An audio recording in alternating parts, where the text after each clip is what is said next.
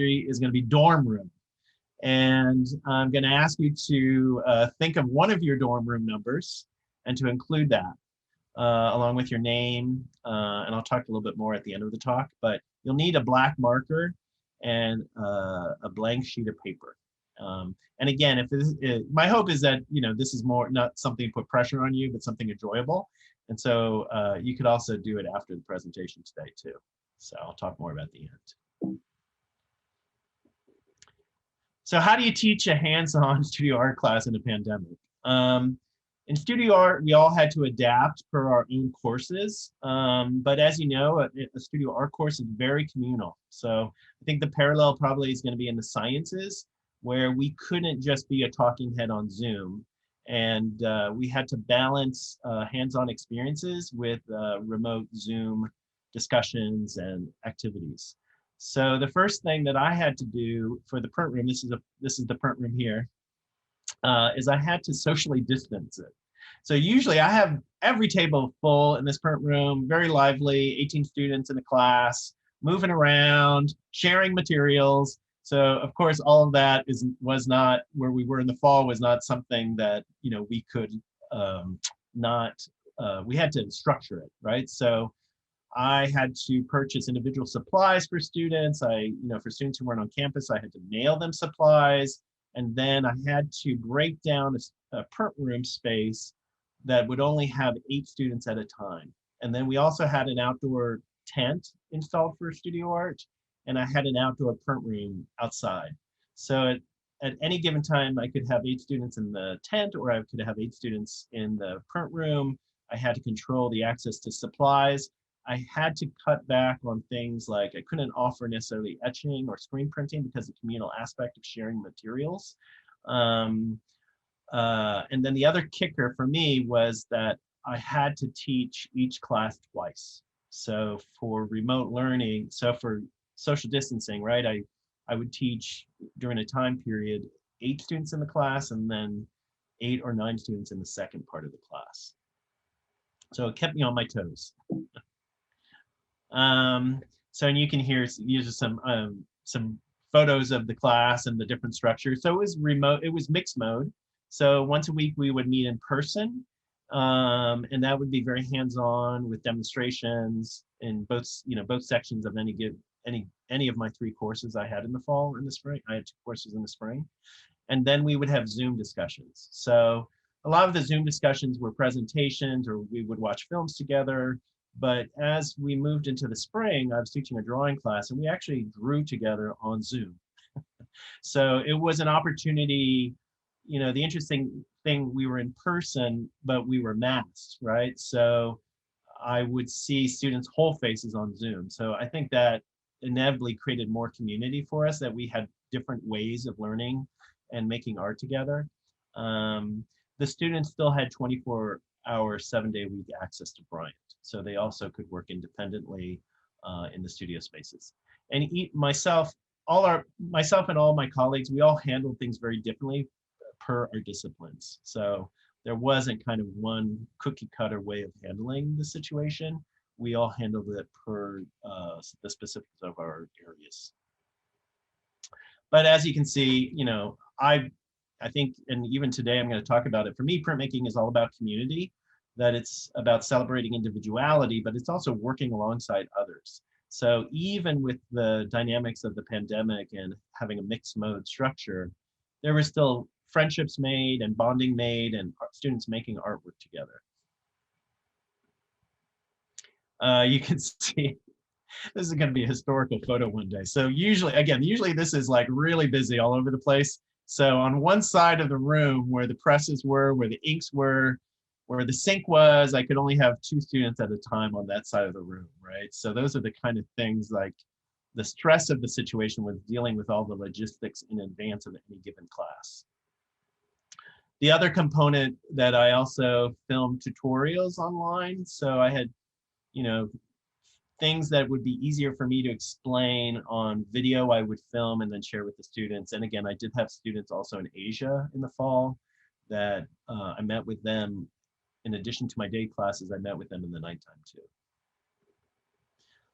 So just a little spirit, and you're going to see, I have a lot of photos of students through this talk, so you're going to see some more examples of student work and then working in the studios. So what is a zine? So a zine, I would describe a zine as a self-published work, a book, or it could also, sometimes they take the form of printed matter like posters, but it's usually either individually printed or it's printed by a small independent publisher. And zines, contemporary zines, allow for marginalized voices and content to express beyond the constraints of mainstream media. So, this isn't coming, zines aren't coming from a place of corporate identity, but coming from a place that allows artists and writers to control their content, so to express the things that they want to express. And this began, I think this is what a lot of people don't realize. Sometimes you think of zines, I'm going to show examples of, punk zines or music scene zines, but zines actually began in the 1930s as a way for science fiction nerds or fans to write about the specifics of the genres that they were interested in from the realm of science fiction.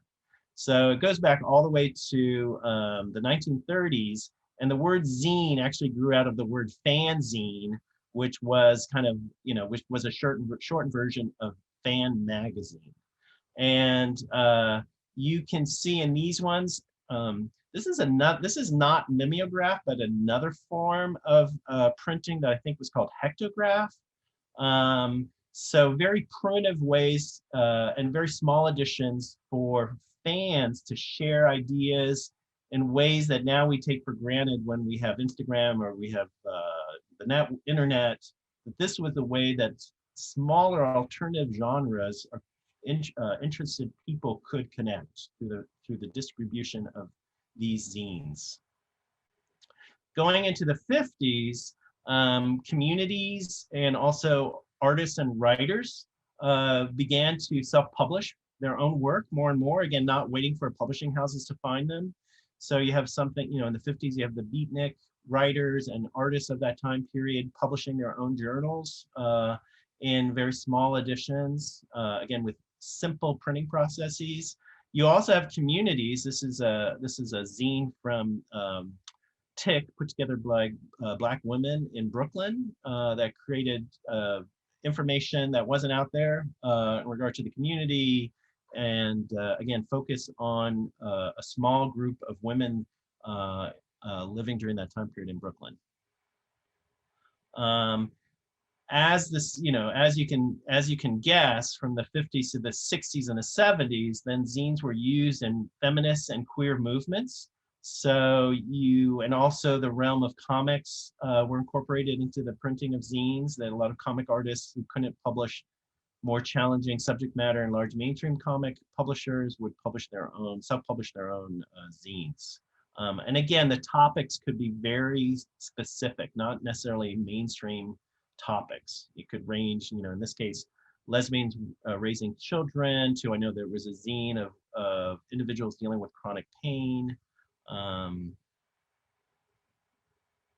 And this is what a lot of people associate with sort of when they think of zines, right? Punk zines that you could buy at a record store or a head shop in the 70s.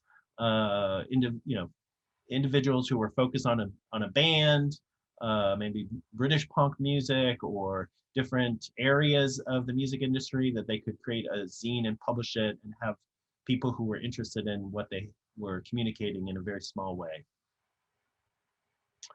But where do you find zines now? So a big organization is, it's grown to be a big organization, is Printed Matter. Printed Matter is a bookstore in New York, in Chelsea, that specifically handles all forms of zines and printed matter and newspapers and printed ephemera that artists and writers are producing. I believe it began as kind of a collection house, but then it's grown now to have its annual printed matter art book fair. So, and I know every year, here's a picture of seniors in 2018 when we took them on our senior trip, that they went to the book fair. I believe that number that year is that there was 200,000 people that came to that printed matter book fair. This past year, in my class, I took the students to the virtual version of the fair. So, it was an interesting experience. They had panel discussions, but they also had, let me go back here, exhibitors. The great thing about the book fairs is that you can just go from table to table and see all these different artists and self-publishers. So in the virtual version, the students all visited different tables and wrote sort of short annotated bibliography entries on who they visited. So a range of publishers and artists from around the world. Not quite the same thing as going in person in regard to feeling the community, but I think, as I've said before, artists adapt, right? So they creatively adapt, and I think that's been very evident in the pandemic this past year on a national level. Oops, I lost you all. Hold on, folks. I think I lost you. Great. So where else can you find zines? There's book fairs all across the country now. Right before the pandemic in 2020, one of the last things I did with my students was Beeler Gallery in Columbus here had their own book fair, and so we had a table amongst others from their. It was more of a regional book fair, but others that we shared our zines that the students had made over the course of a couple of years here at Denison. And as you can see by our prices, the nice thing about zines is they're usually pretty inexpensive. They're, again, it's intended for mass distribution and not necessarily in regard to making profit, although profit can be made on them. So the next question I can imagine you might ask is, how do you print zines? So zines can come in any form. So that I think the nature of do it yourself is basically, problem solve. So I think some of the earlier versions of zines took advantage of mimeograph. So something of my generation that I grew up with in elementary school, mimeograph printing.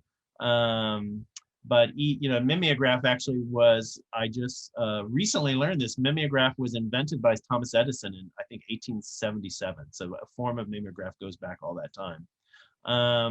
Image here of Andy Warhol. Of course, there's many zines that have a screen printed element to them, maybe the cover. But zines can also be just digital now, and inkjet printing. I think to a certain extent there's an element of distribution. So they're not one-of-a-kind books, but in some way that they can be distributed, either by a small edition or a large edition. What we're using, we just got a new piece of equipment 2 years ago at Denison called a risograph printer. And a risograph, in a way, it falls somewhere between the realm of mimeograph and screen printing. There's a picture here on the lower left that you can see that the mimeograph creates, within the machine itself, it creates paper stencils that the images can be printed through that stencil, similar to a screen print. But it means that an image can be created in black and white and then printed in whatever color you choose. The hands-on quality is that the artist, the publisher, has to change the drums per whatever color you're using, right? So nowadays it's a pretty expensive piece of equipment, but especially now that the contemporary art world has kind of taken hold of it. It's been around since the 80s, but in the past, a lot of churches would purchase risograph because it can print very, very fast. So, there's the dynamics of creating the original that goes through the machine, but then the printing process, you can print 300 prints in like 2 minutes. It goes super, super fast. So you're going to see a lot of examples of the risograph here. This is our TA who just graduated, Sandra Spurlock. You're going to see some of her work too. But the students have fallen in love with it, and it was kind of was much appreciated this year when things like using screen print darkroom were more complicated because of the pandemic. It was very, very well used and kind of beloved by the students very quickly. I just want to kind of give you an overview of my own use of zines within my courses, which has kind of grown very quickly. I've been teaching a queer graphics course here at Denison for probably about 10 years. And that's when I first started using zines. And again, seeing that as a space that the queer movement has used in regard to ideas and, those marginalized voices that zines can give volume to. So my students have researched moments through queer history, Stonewall, different aspects of queer identity, artists, and then they've made zines about them. This was before risograph, so most of these zines were just created digitally. So printing in color, we could choose the paper stock, and then most of these were printed in the copy center at Denison. This is a course that's studio art, but it's also cross-listed with queer studies. And, and again, the space, there's a long history. There's a huge amount of different artists and approaches to seeing zine as a queer aesthetics, DIY printing. So here's some examples here. Homocats is an artist that actually was at the same book fair that my students participated in Columbus. He does kind of humorous, kind of queer perspectives and political perspectives on gay identity. A trans masculine zine that was published in a risograph. You can see the purple ink use there. And then 21st Century Queer Artists Identify Themselves was curated by Darren Klein, who was one of our visiting artists this semester that I'm going to talk a little bit later on. And then another group that's based out of New York called Cave Homo. And this is another artist who visited my class this semester, B. Oakley of Genderfail. And I think this is a nice example of kind of the relationship between printed matter, popular culture, and political movements. So B specializes in typography. So they publish a lot of zines and publications, but they want to acknowledge the protests and movements of the past. So they study political posters, and then they take the fonts. They develop alphabets based on protest posters going back to the 50s, 60s, and 70s. So it's an interesting process. They also create T-shirts and publish for other artists. So it's their own work, but then also they are becoming a more and more prestigious queer publisher for others. And this gets me to this is kind of the framework of the talk too, is I just now expanded sort of the realm of printmaking and publishing with a new class that's permanently now in the books. I just offered it for the first time this past spring, called Artist Books, Zines, and Self-Publishing. So this class goes beyond zines to also include one-of-a-kind bookbinding. I'm not necessarily show you those today, but the zines and the risograph were a pretty big component in the first iteration of the course this semester. So again, similar to the history I just kind of gave you, the students followed and studied the lineage of zines. They created their own fanzines, again, open for interpretation, who they chose. But also this was their first use of the risograph printer. And these are tiny little zines. I'll show you an example. These zines are made from a one-sided 11x17 sheet of paper. So I don't know if any of you are from the Cleveland area, but I was really proud of, I think this zine by Jillian Plass, she's not an art major, but she decided to do a fanzine for the weatherman from Cleveland, Dick Goddard, who I said, probably this is the first one that ever existed, Jillian. So she researched him. He had just passed away, I believe, last year. And you can see how the zine reads when you fold it, right? But then this is how it looks when it's totally unfolded, right? So it creates an 8-page zine just by a one-sided sheet of paper. I like those zines that are simple, but then their simplicity also can lead to complexity. This was a zine, not from this class, but from a narrative journalism course I co-taught with Jack Schuler. And the students researched a historical figure from Licking County, or an individual who had lived in Licking County, and Shruti Shankar, a studio art major, researched Clarence H. White, a fairly well-known photographer who had, I believed he had started his practice. I think he had gone away to New York and then he came back to New York and he started a photo lab. But I thought Shruti did such a great job creating, sort of giving homage to the liveliness of zines that, unlike a sort of mass reproduce magazine, you don't have to follow the same aesthetic for each of the pages, right? Like she had a lively approach that there were pages that turned into comics, there were pages that turned into essays, and then collectively they told Clarence's life story. Shruti, by the way, is a Studio Art Presidential Medalist this year. So we're very proud of her. This is a recent art history major who took a lot of studio art classes, Henry Rosenberg, and he did kind of a baseball fanzine. This is how it looks when it's folded, and this again was done with risograph. And then when it's unfolded, you can see how dynamic all the pages look together. And then the opposite side, Henry found, he's a big baseball fan. He found a baseball card of him when he was in Little League. So he blew it up and did a 2-color risograph on the back of the same zine. Sandra Spurlock, who I mentioned was our TA, she was in my career graphics course, and which coincided with getting the risograph printer here at Denison.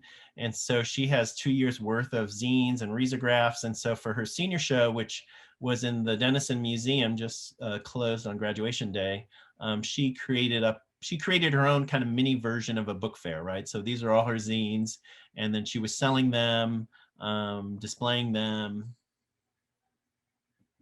And these are some of her zines. The focus of her senior project zines was all in some way connected to growing up in New Orleans. So her parents had owned a sort of a horror wax museum, and then she did all these kind of zines that connected to the environment there, the animals there, stories of her childhood that mixed the two together. And then I just want to give you a little survey. One of the things that was a plus about the pandemic, or the limitations of the pandemic, is that we were able to bring a lot of visiting artists to campus via Zoom. So I had a lot of I had a lot of artists come, particular just for my class, and my colleagues did it in their areas. And then we also had evening Zoom talks with artists from all over the world, right? But it was very nice to just have, kind of leaders in the field pop into the class, right? So this was Aurora Diaz, who had led a group called the Betty Collective that was focused on of creating zines and also festivals around the artists who were underrepresented, often Latin American women and queer figures. So she came in and especially talked about the ideas of community building and community planning and events. We also had C.A. Long of Black Girls World. Black Girls World is a zine that is just about Black women's love of heavy metal music.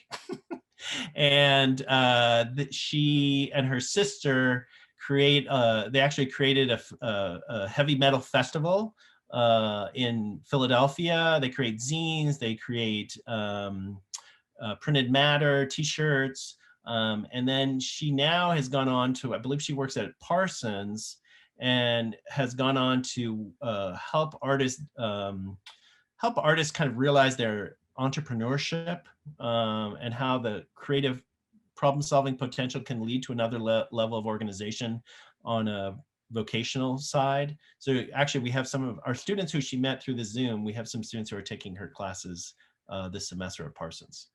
Great woman.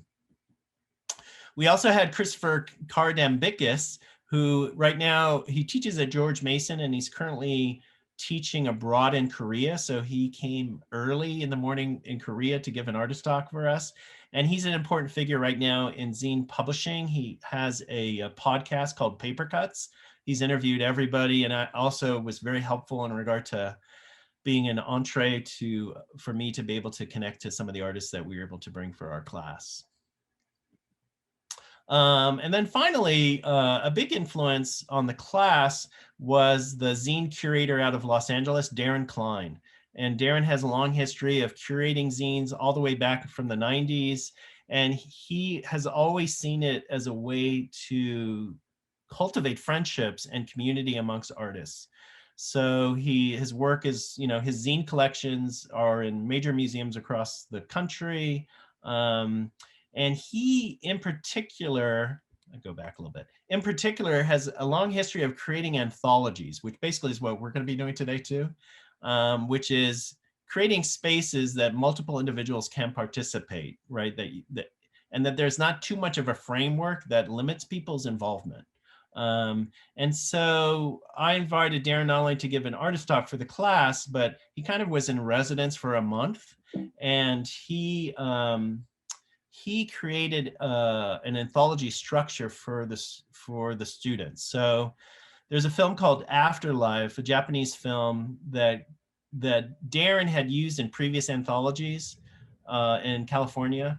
And the premise of this film is that when you die, you go to a film school in somewhere out there. You go to film school and you're asked the question, what is the memory that you want to have for eternity from your life? And you have to come up with one memory. And then once you come up with the memory, the people who work at this sort of in-between space they make the film based on your memory. So they recreate your memory that captures that one moment. And then once they have filmed your one moment, then there's a scene where everybody's watching the films and they see the moment and then they kind of disappear. So the idea is that they go into eternity from that moment. So the basic premise of this anthology for the students was, what is the one memory of your life that you would like to capture for eternity? So kind of heavy-handed, but and then the other element of the project, again, encouraging the idea of community that zines can offer, is that each student was asked to invite one guest. So we had the students in the class, and then each of them invited people. We had people from Seattle. We had one student's brother in Ghana that participated. And the other element is that this was all done in risograph. So the students created their own pages, and then they also helped facilitate the page of their invited guest. So it was super rich, lush anthology. We editioned it 60 copies, so everybody got one. And there's no, I think the only structure, similar to what I'm doing today, is that Darren just said, choose one memory, and the page needs to have your name on it. So, but he didn't say it has to be a drawing. He didn't say it had to be anything else, right? Choose the memory, so that's what brings us together, and then it should have your name on the page. So everybody took it in a very different way. One student designed the cover. Darren wrote an essay for the anthology. I sadly lost my father to COVID last year, and so my page was a little bit of a mix of memories of him and also memories of my son when he was little. Consistent with the spirit of zines, one student did a musical soundtrack for her page. I think the memory was driving in a car listening to music with her friends here at Denison. So she did the soundtrack to go with the zine. And here's the group of us. So,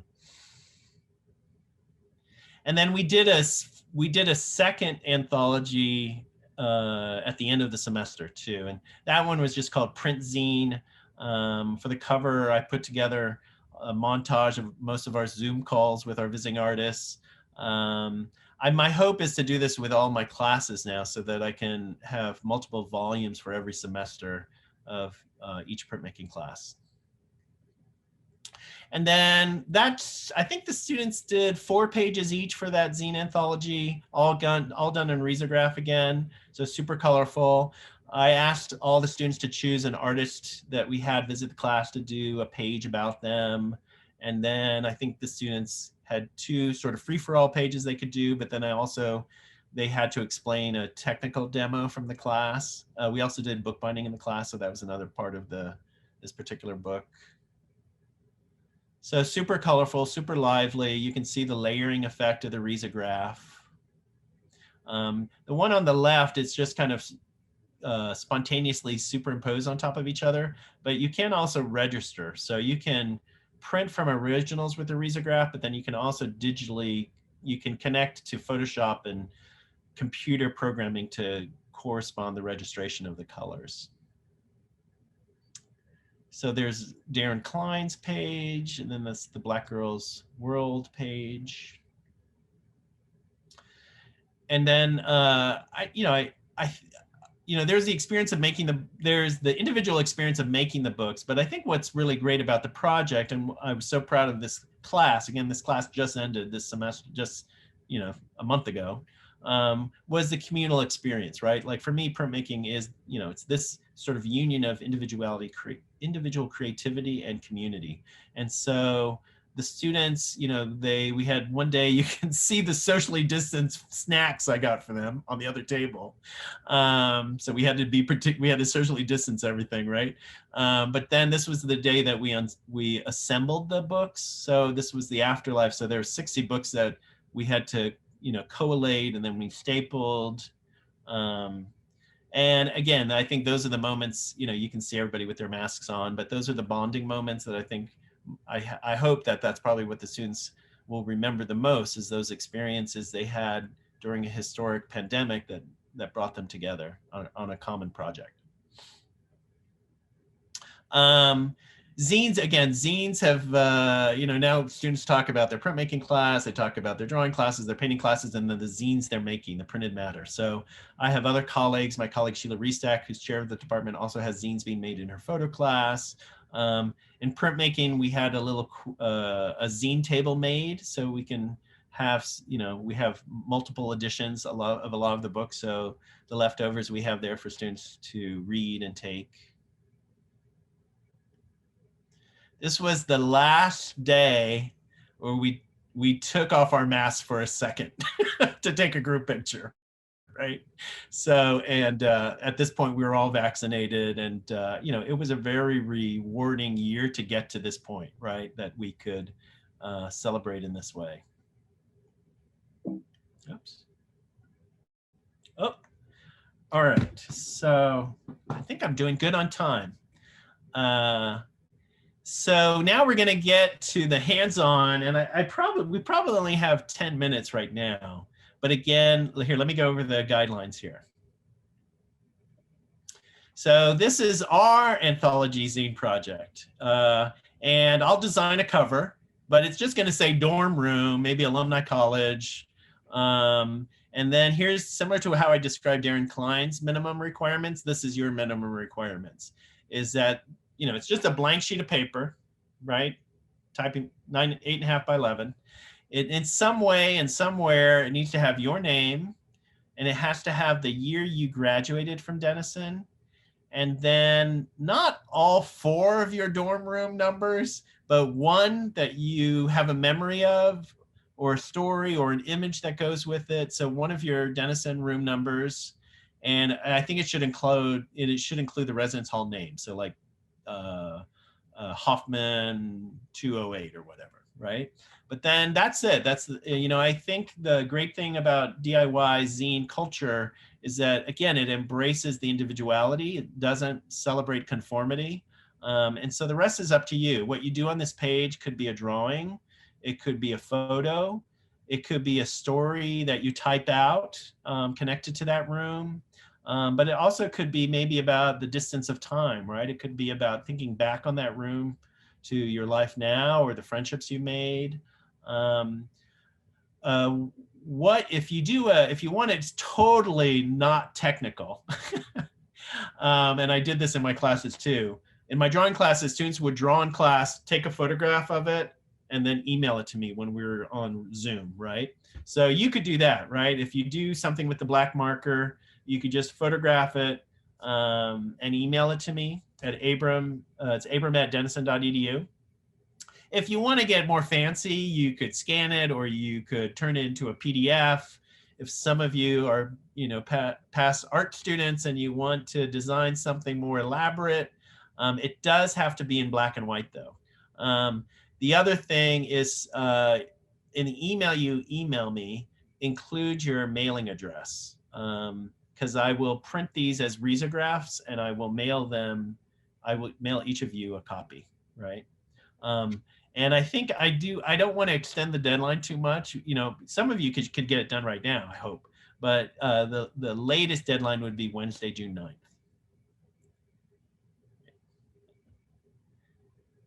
And let's see, what time is it? Let's see. Let's see.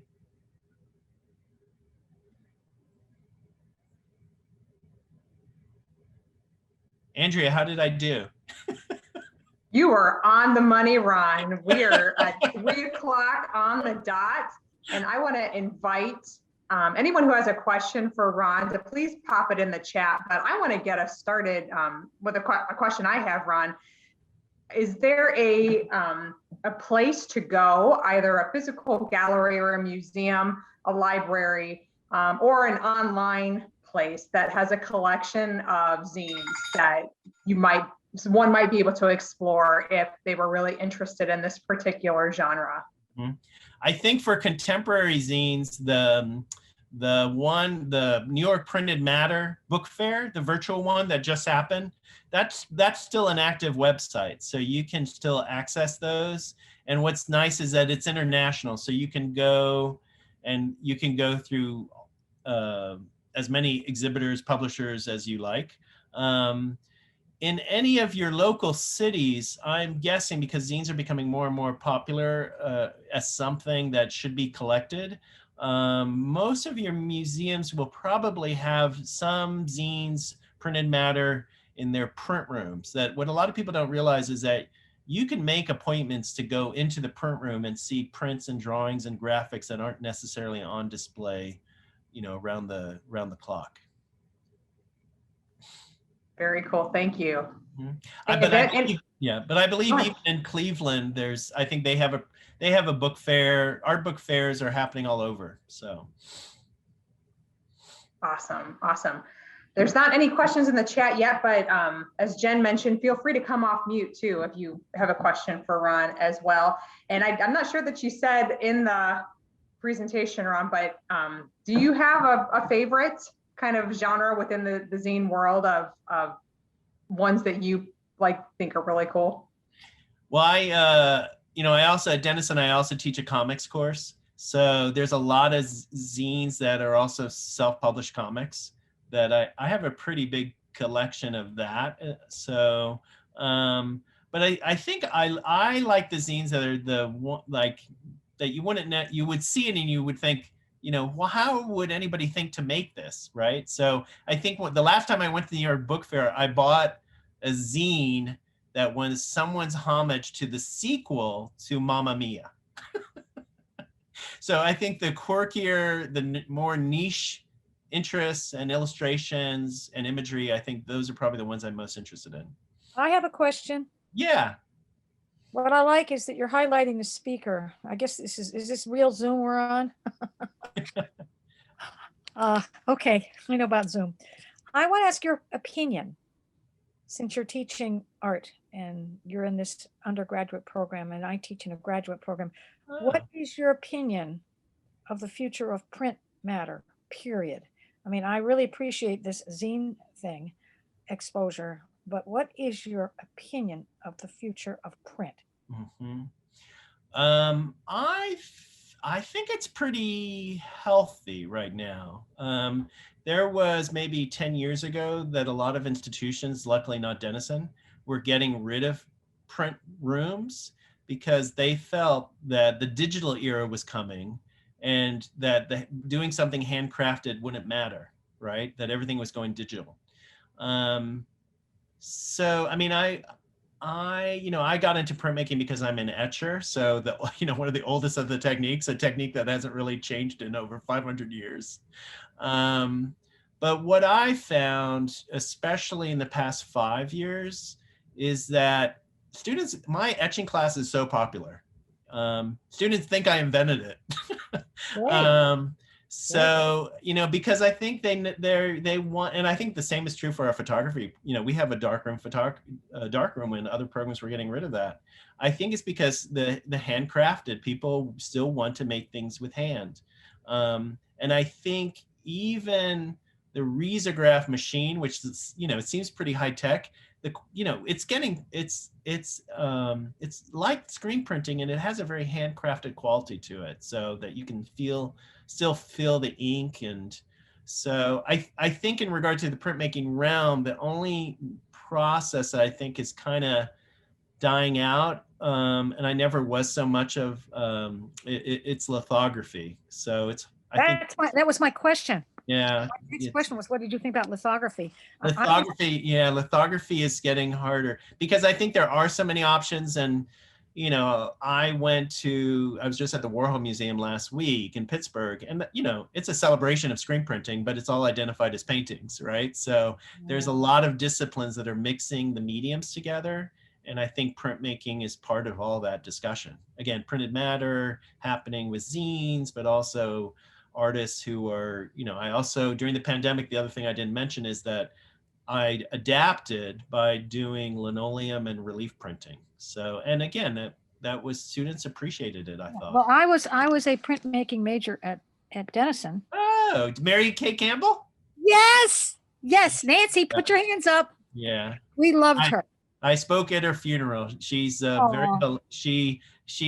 have her artwork up in the hallways here. I guess you can tell I'm older than you are. That's why you said that. I will say that she was awesome.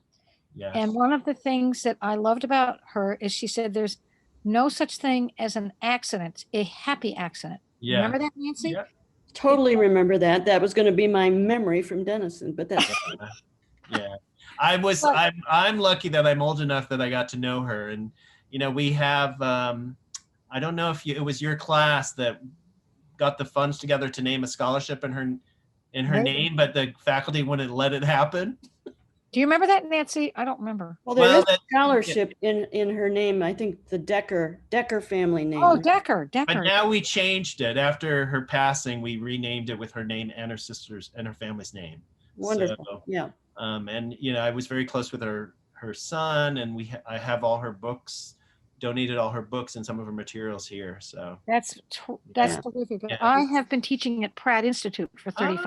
Oh, wow. And you went to Tyler, so yes. I think it's interesting. But I'm not in fine arts. I teach in communication design. Wow. And also after Pratt, I was in Hanover doing photo silk screening. Which wow. When I was at Pratt, I was the only person who knew how to photo silk screen. Mm-hmm. And for our protest, the Vietnam War protest, wow. The last page of the yearbook, Nancy, I don't remember, is that a flag? There's a flag on the last page of the yearbook of our year.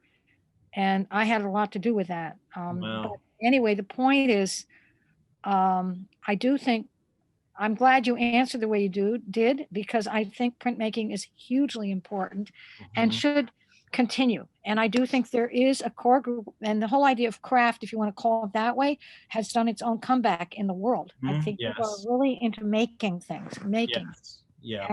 And, I, in my graduate design courses, I don't teach studio per se, but I promote printout of everything, hard copy.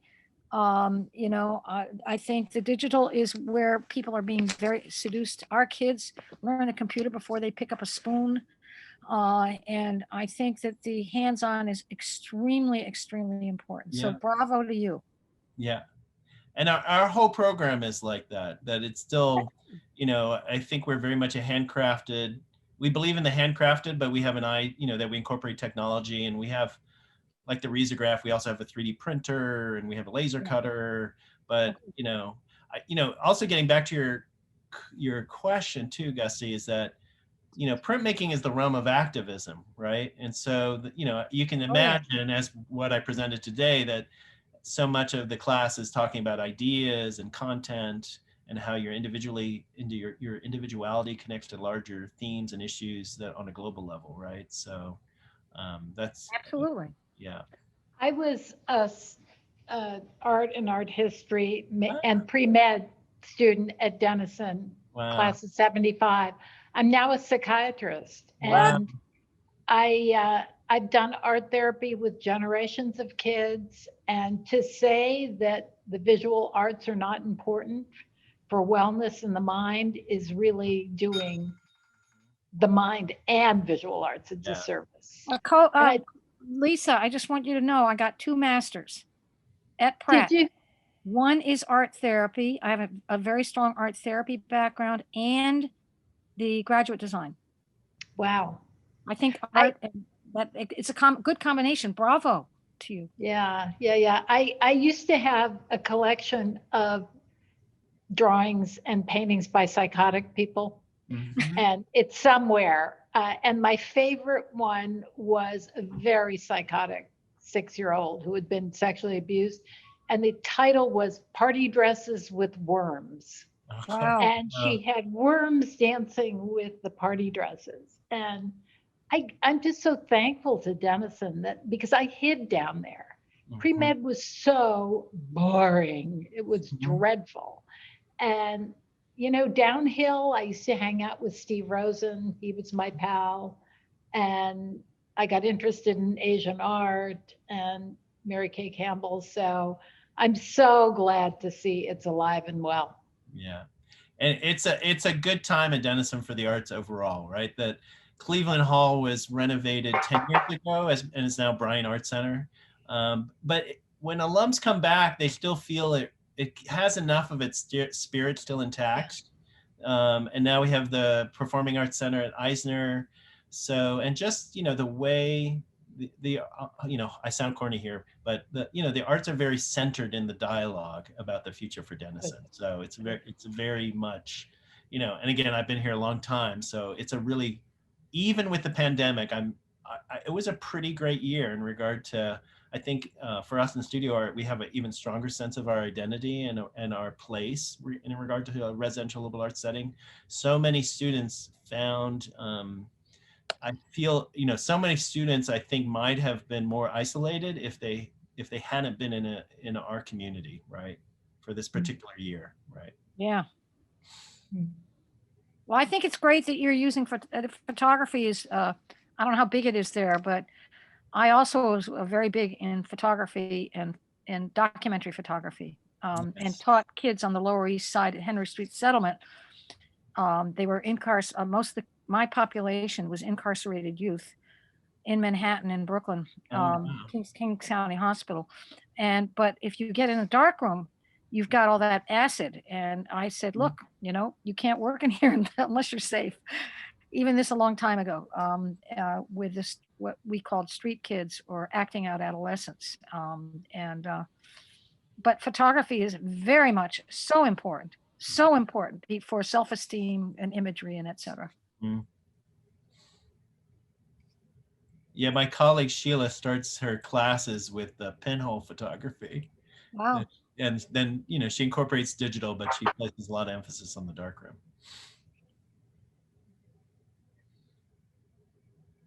Any other questions for Ron before we wrap up our session?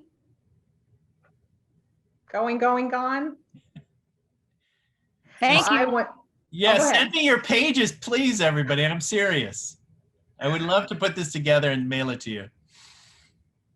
You have your assignments by Wednesday, June 9th. Email address, abram@denison.edu. I'll send you my syllabus. Yeah. I want to thank Ron for being with us today and for sharing what I think is probably a new learn thing for most of us about zine culture and all that it entails, and how Denison Studio Art Program adapted during a really difficult year. Thank you for enlightening us all and for what you do for the college, Ron. And thank you all for joining us on the session this afternoon. Hope you all learned something new too. And I thank you again, Ron, for being with us, and for everyone for being part of the virtual reunion today. Have a great virtual reunion, everybody. And I'll see you on campus soon, I hope.